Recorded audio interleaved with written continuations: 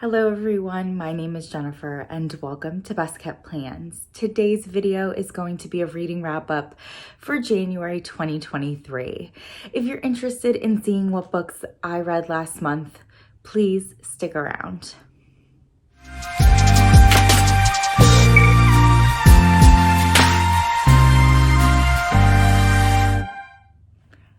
As I said in my introduction, today's video is going to be a reading recap for January 2023. I feel like I got off to a great start with regards to reading in 2023. I'm so excited to share the books that I read in January. There's quite a few of them. I read more books than I thought I was going to.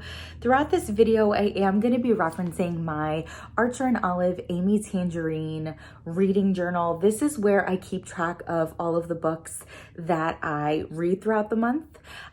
This is where I give them a rating. I write in quotes that I liked. I keep track of genre, page count, all that kind of stuff.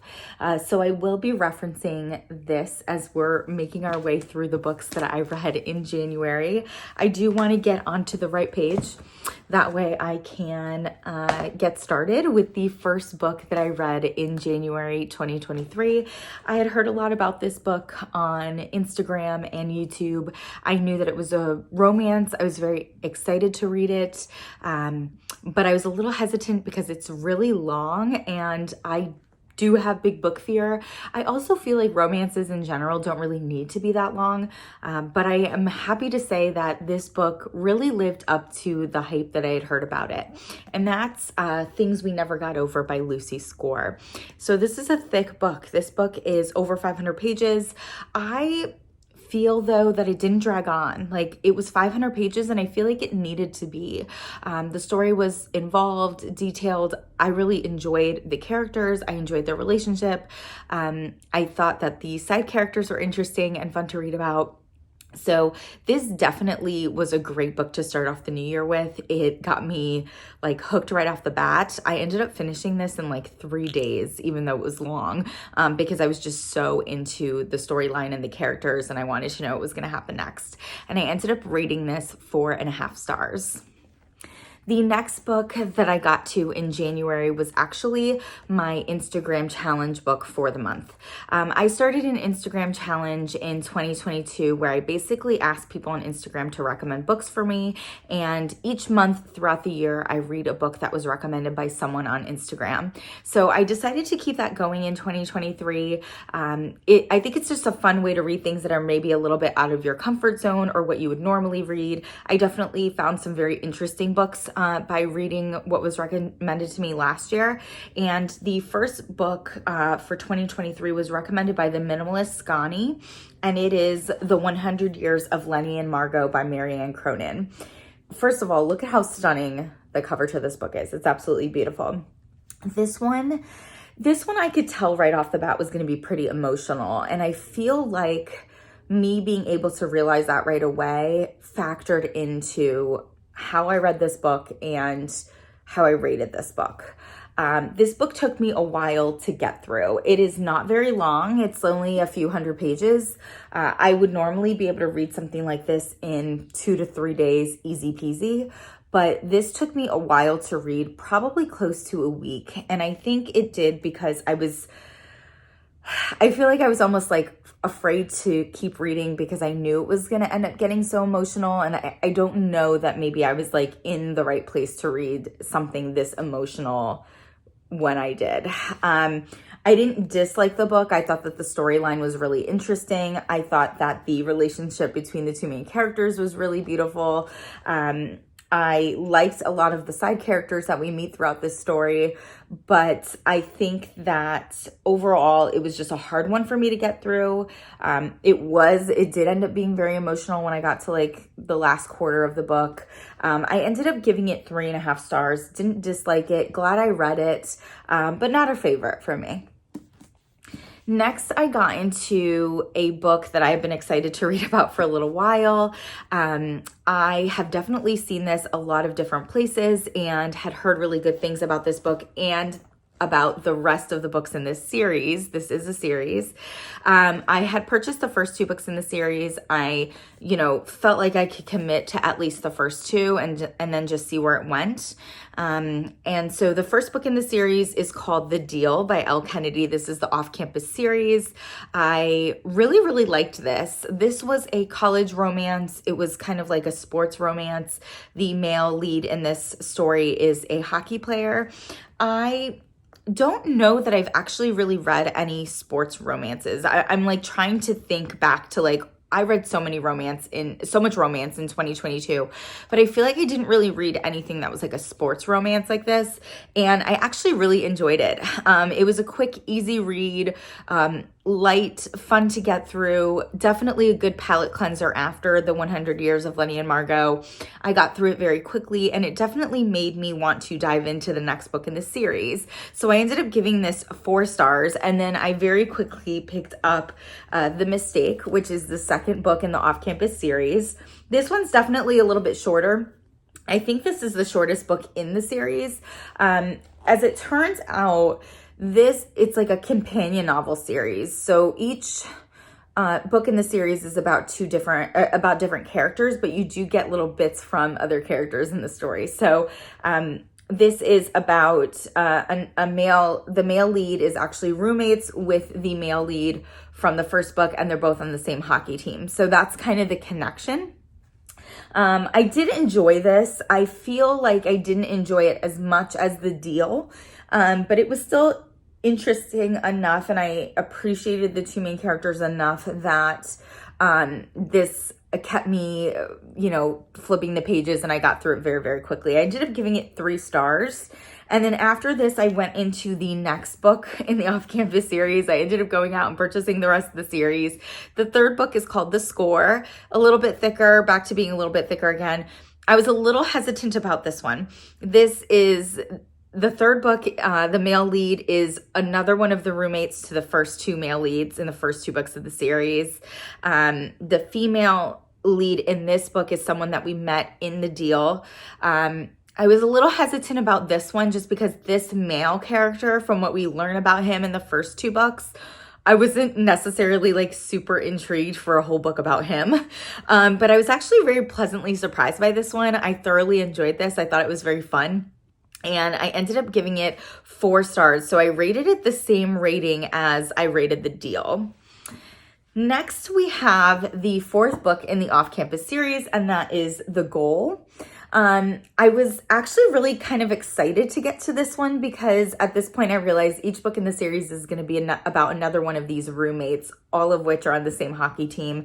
And in this book, you get Tucker's story, and I always thought he was kind of intriguing reading the other 3 books in the series. You don't really hear a lot about him or see him a lot, and I think especially in The Score, they allude to him like not being around as much or seeming very distant or being on his phone a lot and them not really being able to figure out why. And so you get his story in The Goal. I was excited for it. I did not like it as much as The Deal or The Score, but I still enjoyed it. I ended up giving it 3.5 stars. After the 4th book in the off-campus series, I did go right into the 5th book in the off-campus series, which I didn't know what this was going to be about because there was only 4 roommates. So I didn't know if they were just going to bring in a 5th guy who was on the hockey team, but not one of their roommates. As it turned out, this book was trying to, I think, kind of create like a nice little ending to the stories of all of the characters that we've met in the last 4 books. And so it goes between all of the different couples and kind of gives a little vignette to their overall story. I will say, to be totally honest, I wish that the series would have ended with book 4. I do not think this book was necessary. I don't feel like I gained anything all that exciting from reading this. Yes, it does allow you to kind of put into place what the futures for these characters are going to be, but I don't think I needed that out of this series. So overall, I was honestly pretty disappointed in this book. And again, I feel like stop while you're ahead. Like, no one in a series has kind of reached its limit. I feel like this isn't necessary. I ended up giving it 2.5 stars. After reading all of those romances in a row, I wanted to try something a little bit different, but I was still kind of really enjoying the romance vibe. So I ended up deciding to read a book that I was given as an ARC on NetGalley. And that book is The Ex Next Door by Joe Platt. I've never read anything by Joe Platt before. This, I feel like, is not really romance. I feel like it's more of like a contemporary fiction or a women's fiction style book, with a little hint or sprinkle of romance in there. I will say I really, really liked this book. I thought this was really interesting. I enjoyed the main character. I love that we get her inner monologue. I love that we get what she's really thinking and feeling, and then how she outwardly displays that, like what she chooses to keep to herself, what she chooses to share with others. I think it's a really interesting perspective. I really, really enjoyed it. She definitely gets herself into a little bit of like a sticky and unfortunate and frustrating situation in this story. And I was just very happy to see the growth of this character, in that she came out better after. And I will say that I did actually really enjoy the little romance aspect of it, that you kind of get right at the end. That was really nice. So I ended up giving this 4 out of 5 stars. This is, by the time this video comes out, this book will have already come out. I think it came out in mid-January or maybe towards the end of January. So it's out and available as you're watching this video. Highly recommend. If you're looking for like a new release, something that's romance but has more to it than just a romantic story, I really think this is a very good read. Next, I decided to go with something much, much different and pick up a mystery thriller style book. And my mystery thriller style book for January was Then She Was Gone by Lisa Jewell. So this book was actually recommended to me by one of my best friends. She likes mystery thriller style books. She really enjoys Lisa Jewell books, and she highly recommended this one to me. I've never read anything by Lisa Jewell before. I really feel like for me, mystery thriller is a little bit of like a hit or miss. Like some mystery thrillers I absolutely love, and I think they're so interesting and fun to read, and others are just very meh for me. So I was really curious to see if I was gonna like this or not, and I have to say I really, really ended up enjoying this. This book was super interesting. You get multiple timelines, you get multiple characters' perspectives. It keeps you guessing, but kind of sort of doesn't keep you guessing. Like, I think the answers you get sprinkled throughout the story are really beneficial when you get them. And I feel like for me, this one stuck with me after I read it. Like, after I finished this, I wanted to tell everyone about it. Like, I wanted to beg people to read this book so I'd have people to talk about it with. You know what I mean? And I feel like that's the mark of a book that you really, really enjoy. So I ended up giving this 4.5 out of 5 stars. Really, really liked it. Next, we have a book that I purchased in 2022 that I literally purchased because I loved the cover so much. Now, I talk a lot about the fact that I really do enjoy going into books blind. Like, I don't like knowing about a book before I read it. I don't read back covers. I prefer to not have any info. So when I'm looking at books in the bookstore, a lot of why I pick up a book is because of the cover, or because of it's an author that I have read before that I know I'll like. Or, you know, a lot of times I'll see videos on YouTube, and while I will actually skip through what somebody's saying about the video or about the book because I don't want spoilers, I'll check their final rating just to see. But this one I hadn't seen anywhere. I had never watched any type of video with somebody saying they had read this. I'd not seen it posted on Instagram at all, but the cover was so gorgeous. I genuinely could not resist picking this up. And that's The Magic of Lemon Drop Pie by Rachel Linden. So this book is considered like a fiction story, a women's fiction. I feel like that's the right way to classify it. It definitely has romance elements to it, but I feel like the story is about a lot more than that. This book definitely has a little bit of fantasy or whimsy in it. It is a very, very much like a coming of age. coming of age story. She's not, she's in her 30s, but like coming of age in your 30s, like what am I going to do with the rest of my life? What does the rest of my life look like? You know, I'm an adult now. I can make my own decisions. What am I going to decide for myself? It had that type of energy and vibe to it. And I just fell in love with it. I feel like I related to the main character a lot. And I felt like I felt for her and her struggle, what she had been going through. And I am a sucker for like a friends to lovers, especially a childhood friends to lovers. And that's the romantic trope that's happening in this story. So I ended up being so happy to pick this up. Absolutely loved it. And it ended up becoming my first 5-star read of 2023. After picking up The Magic of Lemon Drop Pie, I decided to read a book of poetry. I read a couple of books of poetry in 2022. I really, really enjoyed them. So it's definitely something I want to keep going in 2023. And this was a book that I already had and just hadn't gotten to yet. And that's 2 A.M. Thoughts by Makenzie Campbell. I believe this author has several books of poetry out at this point, but this was her first book of poetry that she put together and published. I really, really enjoyed this. I thought this was very interesting. It really takes you through the process of meeting someone, developing feelings for them, starting a relationship, the highs of being in a relationship, and then the lows of that relationship falling apart and then ending. And then what do you do after that? Like, how do you pick up the pieces for yourself?